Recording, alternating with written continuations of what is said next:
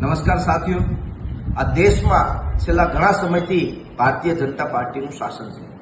આ શાસન દરમિયાન આ દેશના યુવાનો વિદ્યાર્થીઓ સાથે અન્યાય કરવાનું આ સરકાર ચૂકતી નથી। વારંવાર પેપરો લીક કરી અને આ દેશના યુવાનો અને વિદ્યાર્થીઓ સાથે ભવિષ્ય સાથે છેડા કરવાનું કામ આ સરકાર કરી રહી છે। એનટીએ દ્વારા 2026 નીટનું જે પરીક્ષા લેવામાં આવી હતી, આ પરીક્ષામાં પણ પેપર લીક કરી અને આ દેશના લાખો વિદ્યાર્થી અને તેમના વાલીઓ સાથે અન્યાય કરવાનું કામ આ સરકારે કર્યું છે। ત્યારે આ દેશના શિક્ષણ મંત્રીનું કહેવા માંગુ છું, ભૂતકાળમાં પણ એનટીએ દ્વારા જે પરીક્ષા નીટની લેવામાં આવી હતી તેમાં પણ ગોલમાલ થયો હતો અને આ વર્ષે પણ નીટની પરીક્ષાનું પેપર લીક કરી અને આ દેશના લાખો યુવાનોના ભવિષ્ય બગાડવાનું કામ આ સરકાર દ્વારા કરવામાં આવ્યું છે।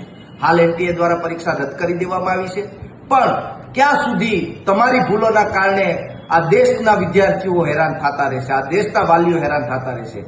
આ વાલીઓ પોતાના પેટે બાટા બાંધી અને પોતાના વિદ્યાર્થીઓ પોતાના દીકરાઓનું ભવિષ્ય જોતા હોય છે કે મારો દીકરો નીટની પરીક્ષા ક્વોલિફાય કરી અને ડોક્ટર બનશે, પણ ક્યાંક ને ક્યાંક આ સપનાઓને તોડવાનું કામ આ એનટીએ અને આ ભ્રષ્ટાચારી સરકાર દ્વારા કરવામાં આવ્યું છે।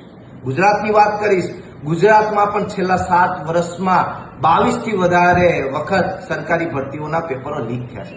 મિત્રો, આ પેપરો લીક થતા નથી, આ પેપરો લીક કરવામાં આવે છે। ક્યાંક ને ક્યાંક આ જે પેપરો લીક કરનારા છે એના તાર પણ આ સરકારના લોકો સાથે જોડાયેલા હોય છે અને સરકાર તેમાં કોઈ પગલાં લેતી નથી, એટલે વારંવાર આ લોકો પેપરો લીક કરવાની હિંમતો કરતા હોય છે।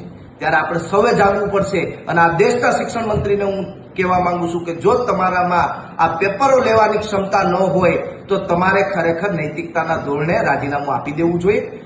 અન્યથા આવનારા દિવસોમાં જે વિદ્યાર્થીઓ સાથે અન્યાય કરવાનું કામ કર્યું છે તેમાં એનએસયુઆઈ આવનારા દિવસોમાં સમગ્ર ગુજરાત અને સમગ્ર દેશમાં રોડ ઉપર ઉતરી અને આંદોલનો કરશે।